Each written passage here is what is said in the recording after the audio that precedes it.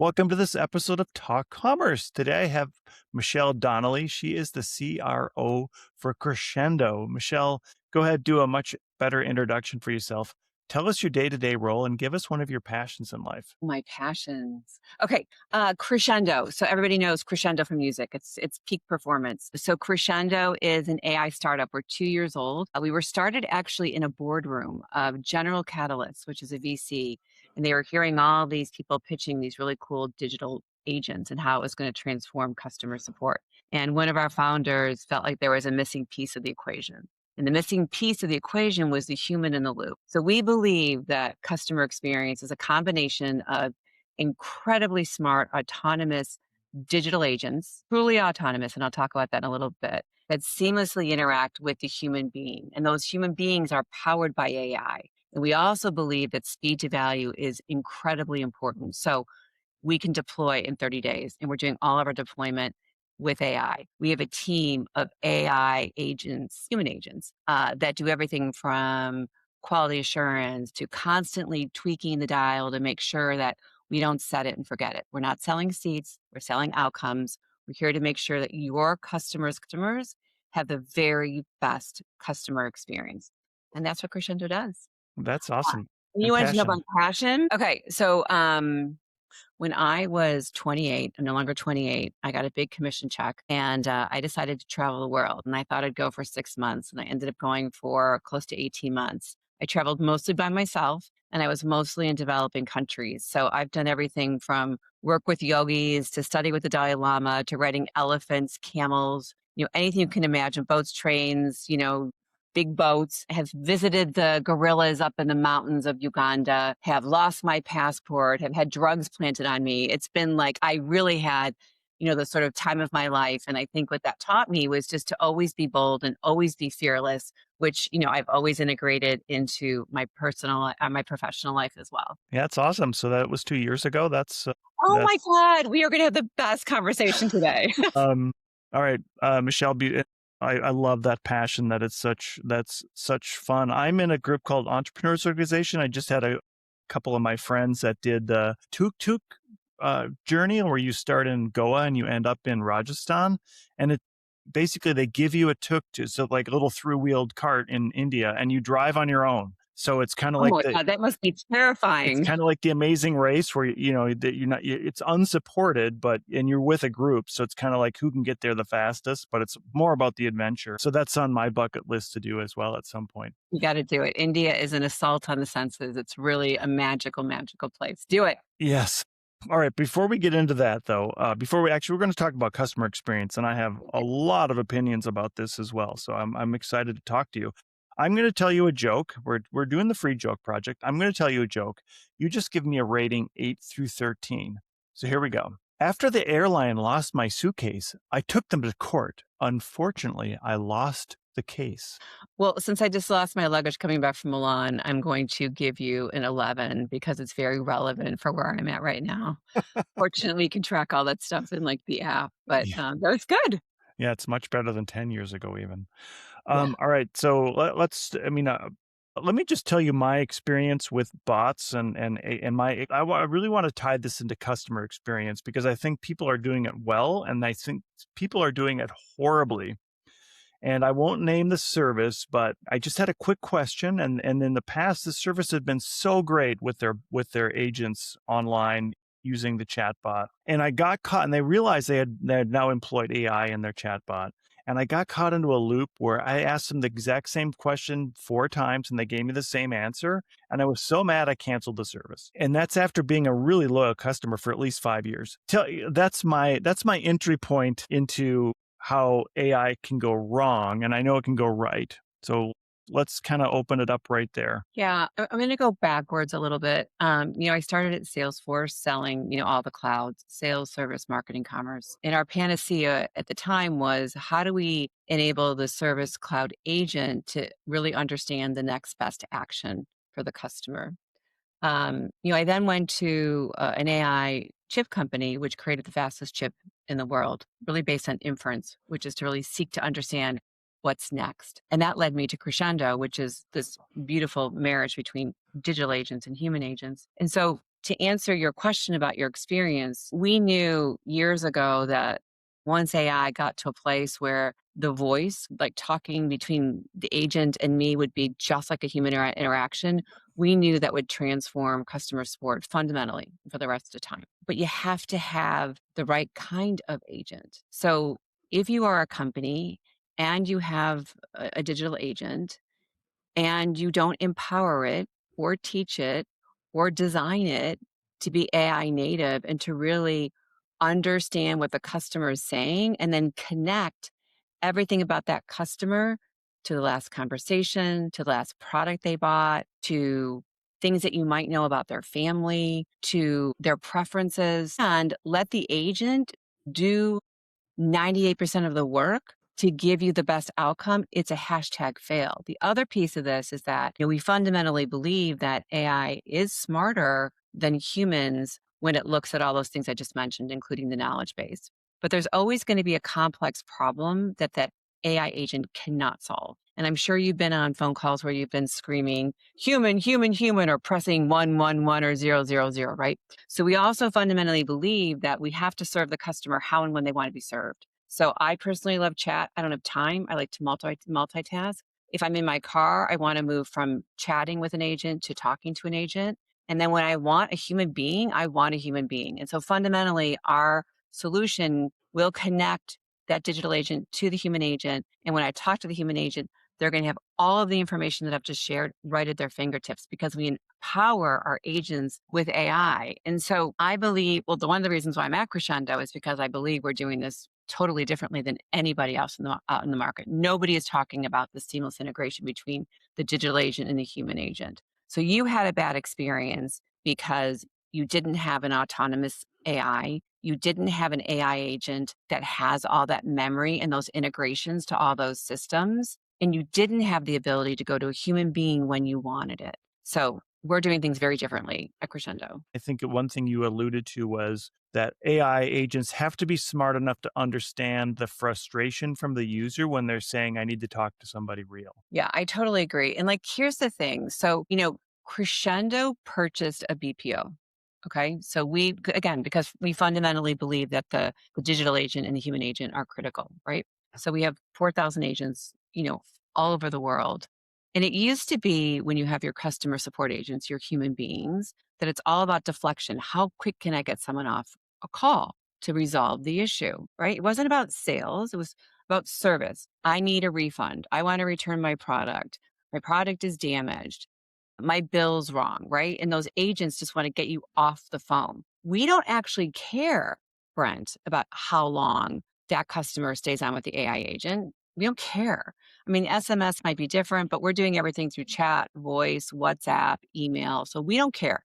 If they want to be on that call, as long or that interaction, we don't care. It doesn't cost us anything. But that's not a great customer experience. And so what we really want to do is not to support that customer. We want to create upsell opportunities for the customer. So I'm going to tell you a story. I was just at the market this weekend. I live in San Francisco and we've got this great market on Sundays.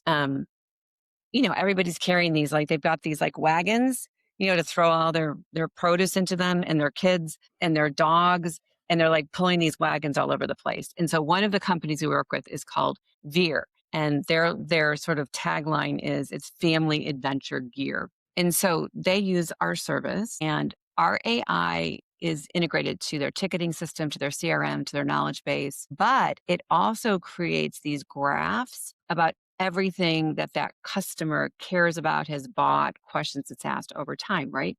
We call it Crescendo influence. So I'm going to give you a scenario that I actually found fascinating. So I'm Michelle, and I have a 2-year-old and a 4-year-old. I actually have a 21-year-old, but she won't fit in the stroller. And I call Veer and say, "Hey, I bought a stroller last year, and I need a new canopy for my stroller. And I saw the order number or the item number, and it's $79. So this is what I want to buy."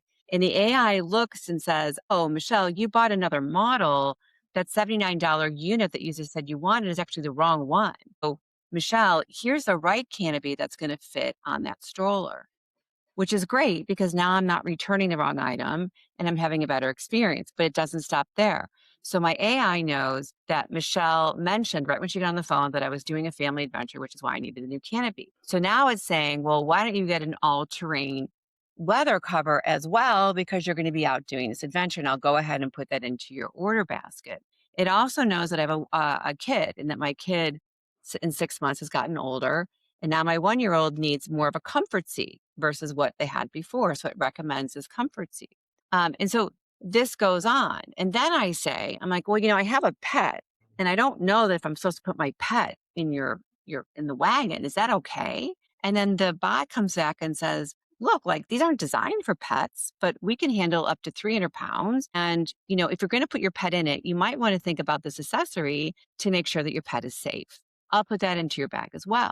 So this is what's incredible about our AI, right? It is actually thinking.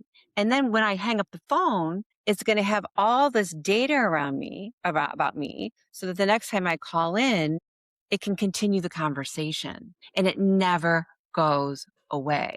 So to me, and oh, by the way, never needed to talk to an agent. Now we have agents, but never needed to talk to an agent. Now, if at some point I said, I want an agent, our customers decide on the rules. Some say, as soon as you say, I want an agent, you get connected. Some say, hey, the wait time is 10 minutes. Can I ask you some more questions? So we do follow like the customer's brand and the tone of voice and how they want to talk to their customers. But I want you to think about the power of what I just described. We have merged support and sales. We have driven a $79 order for that one item into over $300. That is X. That to me is powerful. And the customer's really happy. Yeah, that's awesome. I think I like the other part about talk to an agent. It's going to be, like you're going to be in the queue, and I can think of myself being in the queue and in XYZ Corp, and it's, you're 10th on, it's kind of like waiting for an Uber. Your Uber is going to be 5 minutes away, which really means 15. A lot of customers would be open to, hey, answer some, do you mind just help? I can help you while we're waiting. I think that's a really good approach. And some customers like, no, I'm so sick of talking to you. I just want to talk to a human. I'm happy to just sit here and drink my coffee and watch the little ticker go by until a real person comes along. That's such a great opportunity for AI to assist people. And then also, I think the other important part to remember is making sure that your agents learn from what customers are doing. So like if customers are saying, no, you are super annoying, I need to talk to a person, or I'm so frustrated, or if they start swearing, like, okay, this is a really great place to now just get the agent out of the picture and in a real person's hand. Yeah, for sure. For sure. What are you seeing in terms of that sort of crossover, helping them move from the agent to the live person? And I really tell me a little bit about moving to a voice. I think that's another great way to hand off. And would they Yeah. move to a voice Yeah. in a chat and on a phone call? Talk a little bit about that. Yeah. Yeah, it's really powerful. It's called multimodal, which means that you, the customer, can decide how you want to integrate with our AI agent, right? So you can text, you can talk to it. And again, I was talking to you earlier about the power of these new LLMs, right? How fast they are. So you and I can talk, like if you're my AI agent, like almost as if it's a human agent. So the power of that is let me give you another example. We work with a sprinkler company, and we have an app, and it authenticates you in, so it knows everything about you and how you're using the sprinkler. And the sprinkler is a smart sprinkler. It knows when it's going to rain. It knows if your soil is too damp. It knows what time of year it is, et cetera, et cetera. There may be a situation where you're trying to do something within the app to fix something, or to actually change your settings. And I don't know about you, but I can't text and change settings on my app at the same time. So I could be texting saying, hey, look, my soil's too moist. I want to change it from 2 days to 3 days. How do I actually do that? Right. And I'm typing that. And then the AI would say, hey, look, I can walk you through how to change it in the app. Let's go to voice. And then the agent just starts talking to you. And then you start talking to the agent. So now I can talk back and forth to the agent as I'm on my app fixing the settings, right? So we don't care how you integrate. It's particularly important when we're giving you instructions, like how to go from A to B to C to D to set something up. We've done it with lots of different customers, or like We might be able to send a video across to show you how to do it if you can't figure it out. Even we can send links on how to buy things too. So you can buy, I remember when I worked at SG's, which was like a long time ago, it was a competitor, it was a search company. And we used to do related search, right? So you bought a car, so therefore you might want tires, right? It was a recommendation engine. Now our AI can actually send you links based on what you bought before that are relevant, right? So it's not just like, hey, Michelle bought a car, like buy some tires. Michelle bought a car. She likes blue. She's got a 5-year-old. She needs a baby seat. We've got a partnership with Veer. I'm going to send her a link that also has a 20% discount so that she can connect that to her car. And then I'm going to send her a video about how to connect that babysit.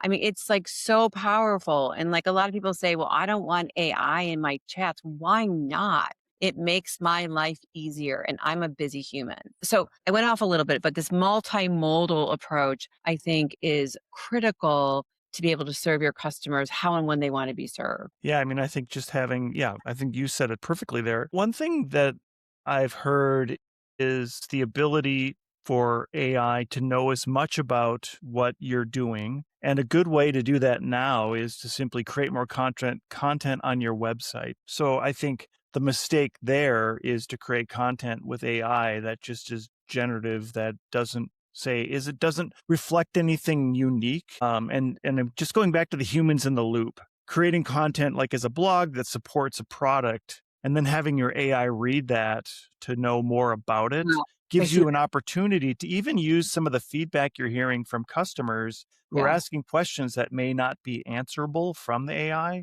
then to create an opportunity to create content for the site. Talk a little bit about that. Yeah. I want to talk about quality assurance. I want to talk about patterns and trends. And then I want to talk about content. All right, let me talk about quality first, because what you're trying to do is create a great customer experience, right? Whether they're on your website or they're using your chat powered by the digital concierge. So you're trying to create a great experience. And your goal as a brand is to get your customer what they need when they want it in the right time frame, right? Just in time service. So to me, it's not really about content. It's about being relevant. All right. So we have a whole team of people that are looking at all of the interactions that the brand has with their customers. So I'm going to give you another example. So we have a shoe company that we work with. It's a very well-known shoe company, and people love the brand because they do a lot of work, a lot of humanitarian work. We noticed a pattern where customers were highly frustrated that if I ordered a size 10 in a sneaker, that same size 10 that I wear would not work with a boot. And so I didn't know how to order their products anymore. So instead of ordering one product, I'd order a 9.5 and a 10 or a 10 and a 10.5. I didn't know how to buy from them. And it was super frustrating. And I actually stopped buying from them. It bugged me that a 10 wasn't a 10. And so they got these patterns and all this information from us, and they were able to address the sizing issue, right? So that when you look across all of your customer base, it's not just what Michelle wants, it's the patterns that you see emerge around your customer experiences. The notion that the QA can then inform how to talk to your customers, how to build products for your customers is really important. And then you get into sort of this notion of content. And, we're really different. We built our AI with customer care and retention and sales in mind. And so we don't our AI is not built on rules and regulations. Our AI gets better as you interact with more customers. So you have a knowledge base, right? So that's the content, right? But we're not fully focused on the knowledge base. We learn from your knowledge base. We make your knowledge base better, right? That's something that customers always say is, oh my God, my knowledge base. We don't care. Give it to us as a starting base. Tell us like what you care about. And as we talk to more and more customers, we'll actually improve your knowledge base and we'll actually come up with better answers to your customers' questions. And we don't send like paragraphs of content. It's like, I want to know if your stroller can carry my dog. Michelle, absolutely. Our strollers can carry up to 300 pounds. They're not designed for pets. However, like if you use these accessories, you can make sure your pet is safe. Done. So the content evolves. and it becomes customized and personalized to that consumer. And I think that makes a much better experience versus just like creating content for your website that may or may not be relevant. So think about it as every time you hit my website, I can create customized content depending on what you need. Yeah, I mean, that's such a great way to look at it. I think that, I mean, obviously, I think even 5 years ago, people were starting to talk about how can we make our AI bots, or I think they were just called bots at the time. How can we make them smarter? They weren't connected to a LLM, but they were autonomous to to a degree, right? Yeah. Talk a little bit about how this has give us some impact, if you have numbers that you can kind of reference that help us understand the importance of like that first example I gave you, where it's just it's just the raw LLM that doesn't necessarily have a lot of ways to help the ways out. I don't know I don't know a nice way to say it, but the worst case and the best case. How do you have some differentiations in that? So, in terms of how we build our AI, we use the most powerful LLMs that are out there and we're super nimble, right? So, we're always looking for the latest and greatest. Do a lot of testing to make sure that the different LLMs that we use will actually be successful. And then we look at what resonates with our customers. And then what we do is we look at things like how do you turn a conversation into a revenue or retention opportunity by combining that personalization I talked about and the memory that I talked about and your business context.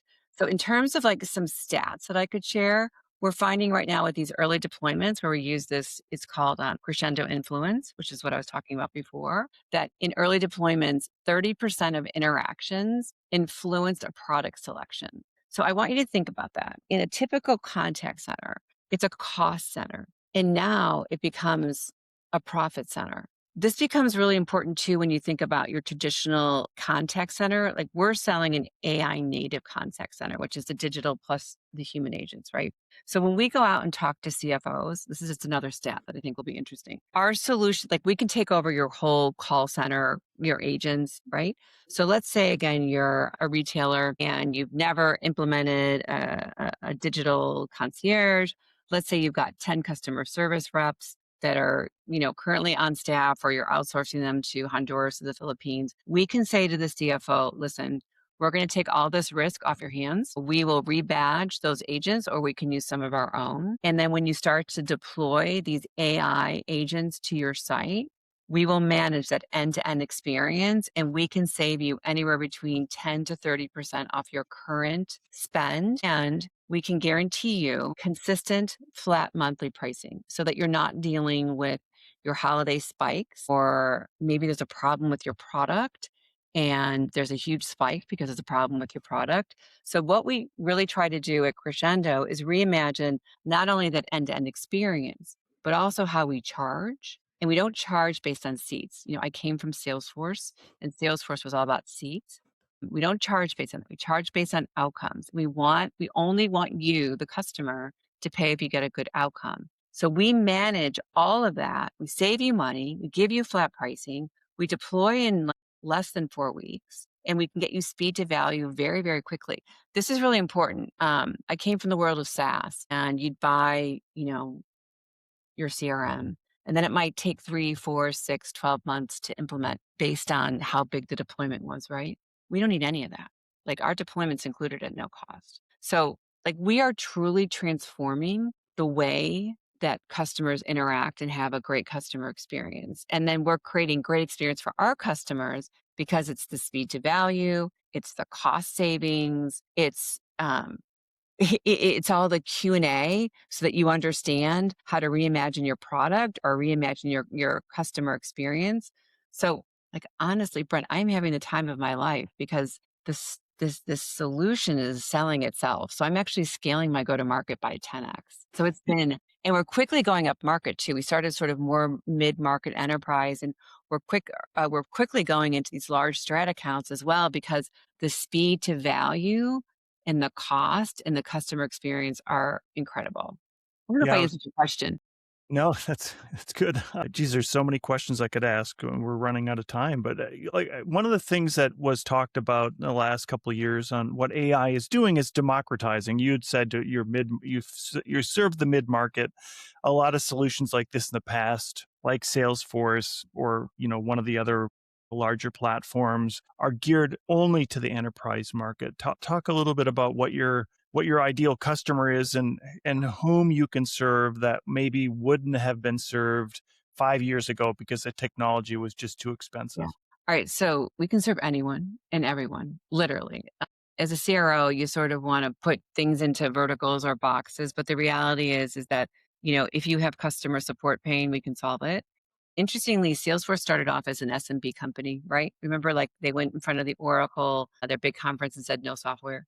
And they went up into the cloud, and no one could imagine, buying, from the cloud.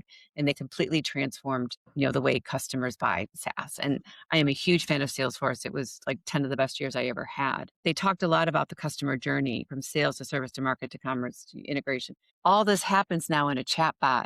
I want you to think how incredibly amazing that is. This all happens on my desktop in a chatbot, everything I want marketing, sales, service, commerce. I mean, it's actually extraordinary. This is a game changing solution. And then I get a human being when I want it. So Salesforce started as an SMB, tiny, right? And it quickly moved up market. And so now everybody thinks of Salesforce as like, they only do big, gigantic companies, but that's not true. They started off in SMB. We started off small because we wanted to move really fast.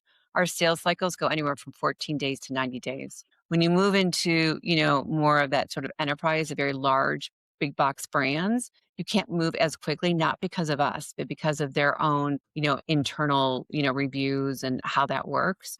But we are seeing a lot of very large customers come to us saying, hey, I tried a platform that had an AI agent and it's 6 months and it's still not deployed.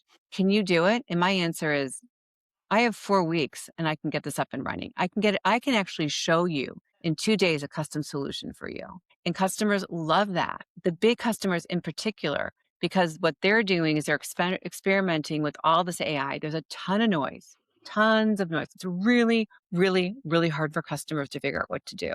And we can come in and show them very quickly how powerful it is. And I'm a big believer that seeing is believing, showing is believing. So we're having huge success going after some really big competitors that you wouldn't imagine we would be taking business away from. Kind of fun. Yeah, kind of like David and Goliath, huh? We are.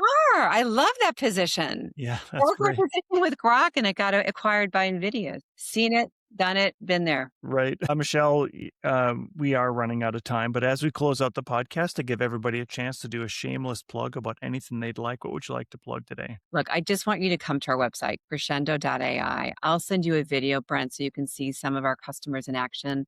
I'll send you a video where we tell the customer that it's AI. And by the end of that conversation, they forget they're talking to AI and they're asking about the weather and the kids and everything else. Come to our website, check out our chat, talk to me. I'm happy to help you with any of the customer service problems you have. We're doing great work. That's perfect. Michelle Donnelly is with CRO with Crescendo. I'll make sure we get all those notes into the show notes and the video and Great. everything else, all the supporting material. Michelle, it's been such a great conversation. We could have had another hour. Thank you so much for being here. Brent, thank you for having me. Good luck.